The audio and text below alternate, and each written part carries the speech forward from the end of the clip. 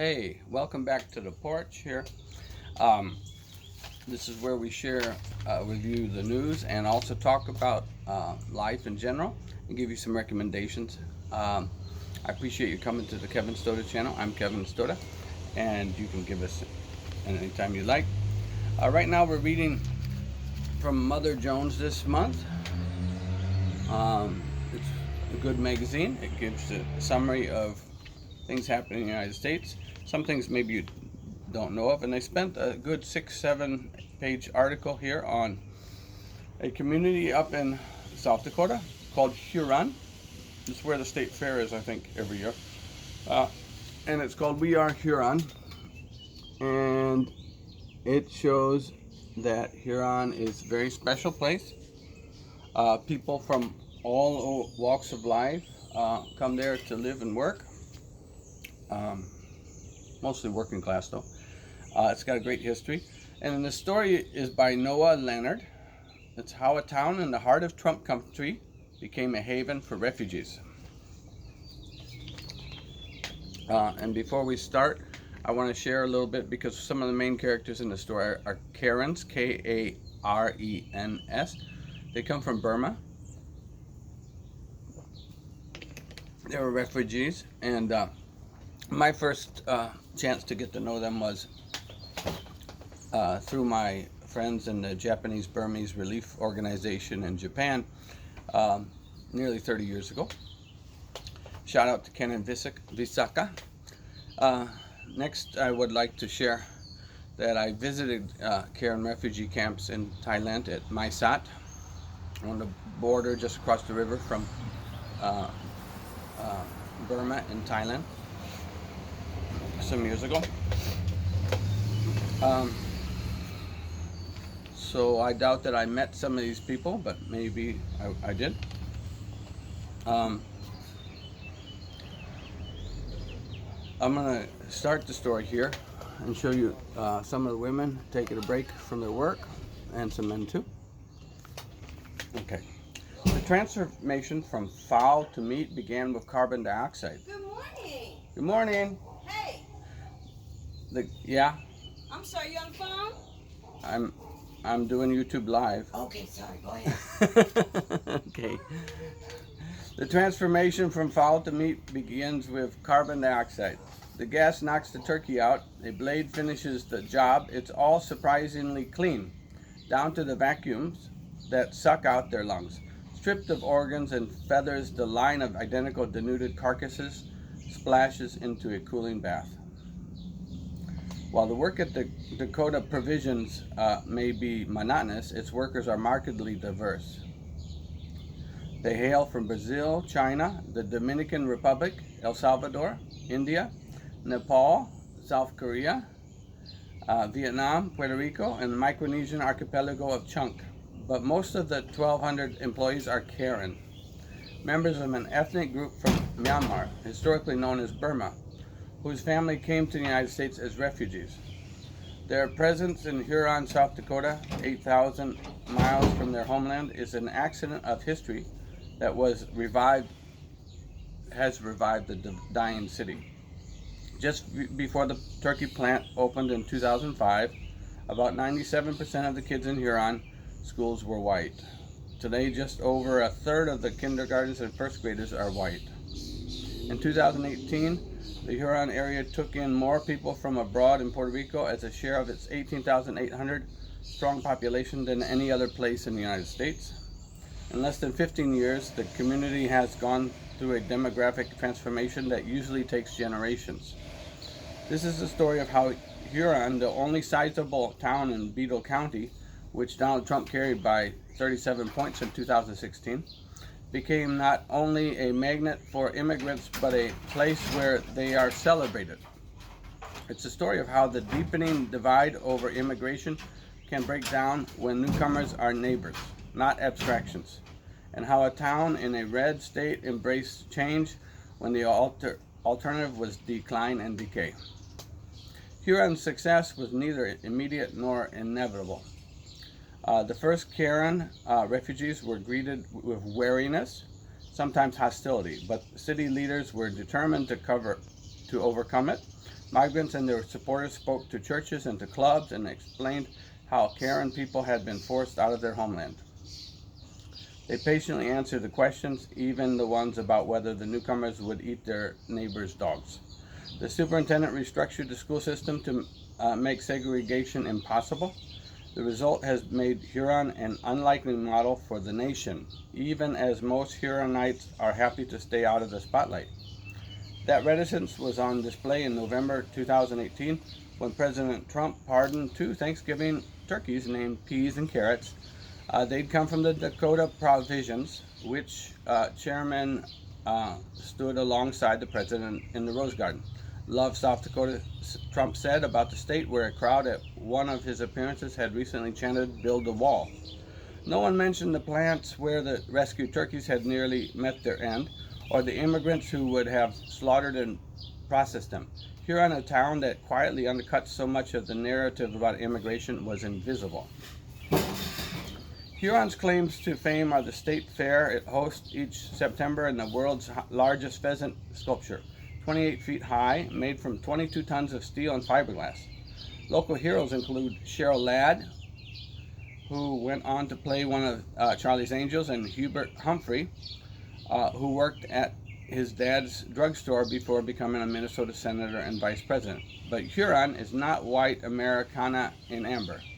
Though there are plenty of empty storefronts on Main Street alongside the mom and pop standbys are new Asian and Latino churches, restaurants, and grocery stores buzzing with vitality. Huron was a meatpacking town for most of the 20th century, but it lost 2 beef plants in 1983 and then in 1990. The 1997 closure of a hog slaughtering operation that employed 850 people became known as Black Thursday. The town's population declined quickly from 14,000 to 12,000 in 2005. The school system, which once had about 200 students per grade, now had barely 100 in the lower grades. Huron's revival began with the Hutterites, an Anabaptist group that shares roots with the Mennonites and the Amish, and whose members live in isolated communities called colonies across South Dakota. You should get to know about the Hutterites. Study it, look it up on Google. Find out what you can about Hutterites. Many Hutterites who speak a language derived from the 18th century German dialects are turkey farmers. Rather than send their turkeys to be slaughtered out of state, 44 colonies came together to form Dakota Provisions. In 2004, the new company announced that it would build a plant in Huron that would employ up to 1,000 people. A headline in the Sioux Falls Argus Leader summed up the importance of the news: Huron, from gloom to boom. Oh, by the way, I went to college with some Hutterites and Anabaptist Mennonites when I was doing my undergraduate degree.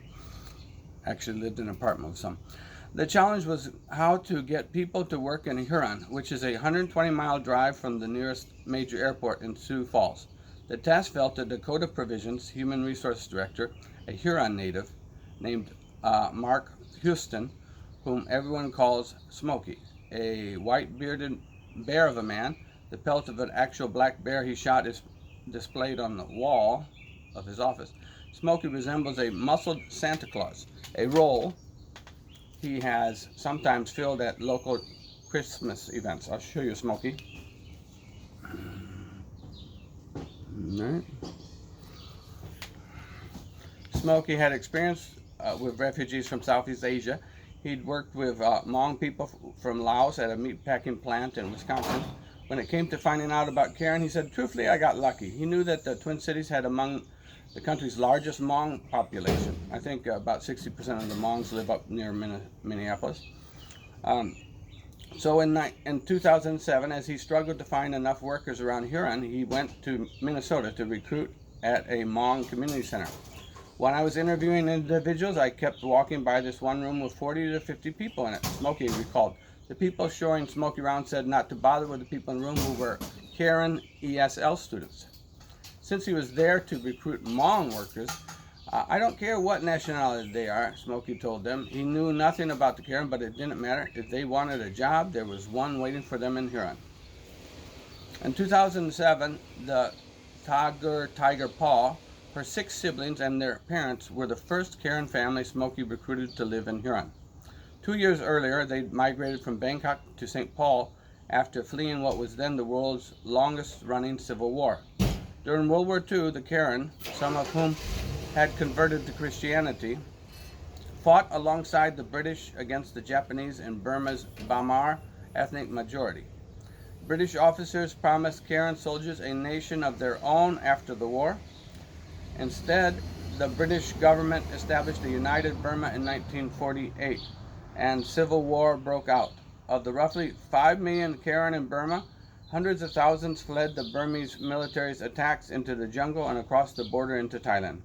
By the late 1990s, nearly 100,000 were living in refugee camps in Thailand.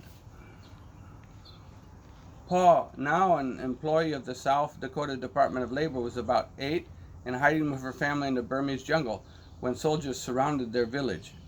"We're going to run," her father told her. The troops opened fire, killing a blind elderly woman, and a friend of Paul's father was shot in the neck, and as he bled out, he told her to leave him behind.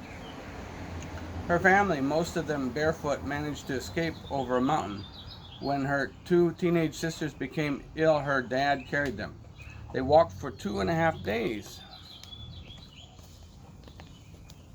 without food before reaching a village. Eventually, they made it to Bangkok, where they would spend 5 years waiting for the U.S. government to vet their application to resettle her here as refugees.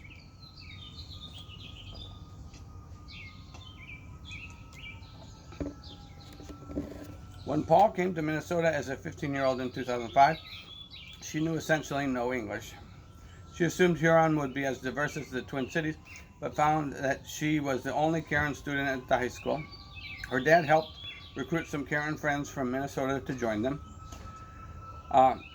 Those friends brought their friends. La Maiposo, founder of Huron's Karen Association, now puts the size of the town's Karen population at about 2,500 people. On So's first day in Huron in 2009, she and her 3 kids played outside, devouring the snow she dreamed of seeing while growing up in a Thai refugee camp. A white woman who was driving by yelled at them to stop eating it. In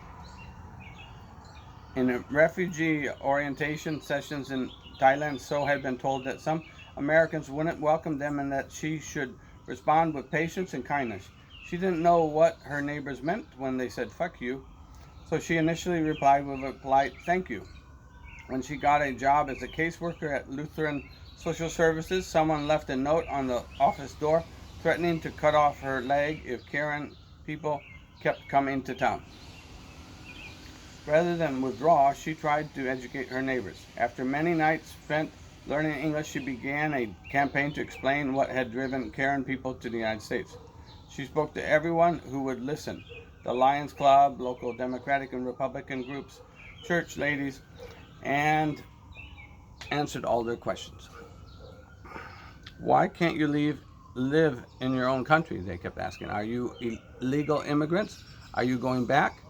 Smokey did his own presentations. He addressed groups like Elks Club and Sertoma clubs, since elderly residents were the most critical of the new immigrants. At first, he was frequently asked about cats and dogs disappearing. "No," Smokey would say, "Karen people aren't eating them. They may have eaten wild cats and dogs in the refugee camps, but that was because there wasn't enough food." "What about fish tanks in their basements, the live chicken in their cupboards?" Smokey assured them that he visited Karen people's home all the time. No basement fish, no cupboard chickens. If he heard a new rumor spreading, he'd ask Karen people about it. Then he'd address the rumor at the next meeting before he was even asked about it. On a typical day, So, now 31, volunteers for the Karen Association from 8 a.m.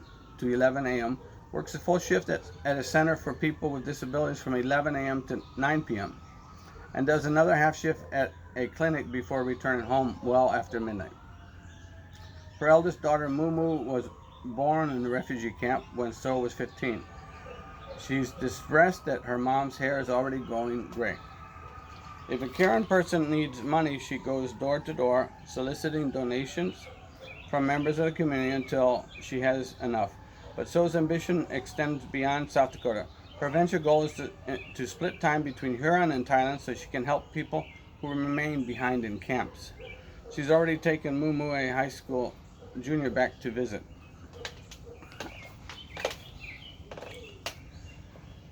Yeah, the world is filled with refugees, and America needs to open its arms to them and integrate. The history of America has been one of integration. It may be that the first generation has trouble when they get here and integrate in, and then the second generation some. But as long as they've got legal immigration and ways to integrate, people have almost always acculturated by the second and third generations. And America must wise up to this fact and start integrating people. Schools are often where the veneer of tolerance is torn off. As decades of opposition to busing have made clear, many white parents who say they're open to diversity revolt as soon as they think integration is hurting their kids. Huron started down a similar path. Okay, we've got Laura Williamson, Huron's middle school principal, remembers when Tiger Powell and her siblings started school. Karen kids who couldn't read were arriving in Huron fresh out of refugee camps, but the middle school was committed to keeping the ESL students in the same classrooms with native speakers. Local parents weren't pleased. There were 4 elementary schools in town, and they quickly self-segregated. As immigrants began to populate the schools on one side of town, white parents petitioned to move their children to schools on the other side of the town or out of the district entirely. Superintendent Terry Nabelzik decided that Huron wasn't going to be a place with poor sections and rich sections. A tall, square-jawed 63-year-old Nabelzik says he was guided by agape love, a Greek term for the universal and conditional devotional modeled by Jesus. In 2011, Nabelzik and his staff arrived at a radical solution. They would replace 4 elementary schools with 3 new schools. One would serve all of Huron's kindergarten and first graders, another would cover second and third grades, and the last would be fourth and fifth.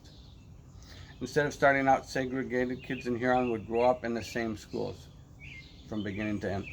The plan faced obstacles, starting with a $22 million price tag. Its supporters promoted a ballot measure to secure a bond issue. It would require 2/3 majority to pass. Huron residents were being asked to tax themselves in part to pay for school integration. Nabelzik and the measure's backers talked to anyone who had questions and made a point of showing respect to those who disagreed. A citizens committee promoting the measure adopted an unlikely tagline in a county where then President Barack Obama lost by nearly 20 percentage points. Yes, we can. The measure wound up winning, yes, we can, 72% of the vote. Thanks to the new immigrants, the number of babies born each year in Beadle County nearly doubled between 2005 and 2015.